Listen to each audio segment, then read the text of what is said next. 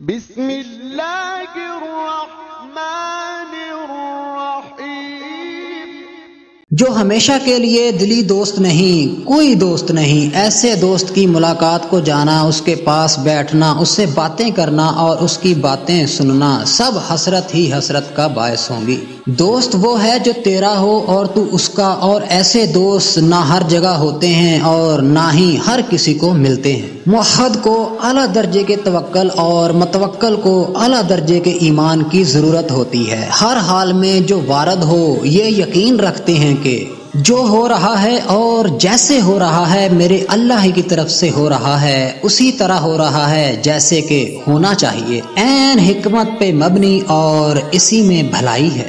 جب تک بچوں میں استاد کی اور استاد میں اللہ کی عادتیں پیدا نہیں ہوتی، ترقی کی راہ پہ گامزن نہیں ہو سکتے۔ شفقت سے محبت اور نفرت سے عداوت پیدا ہوتی ہے۔ ستاری و غفاری اللہ کی دو بڑی عادتیں ہیں، جو ان کو اپناتا ہے دو نعمتیں پاتا ہے، عزت پاتا ہے اور قوت پاتا ہے۔ محبت کے تقاضے جب پورے ہو جاتے ہیں، دفتر عشق سے محب کو محبوب کے جمال کی سند بخش دی جاتی ہے، اور وہ درجہ بدرجہ ہوتی ہے، سب کو یکساں نہیں ہوتی۔ کسی کو عمر میں ایک بار، کسی کو سالانہ، کسی کو ماہانہ، کسی کو ہفتہ وار اور کسی کو ہر روز۔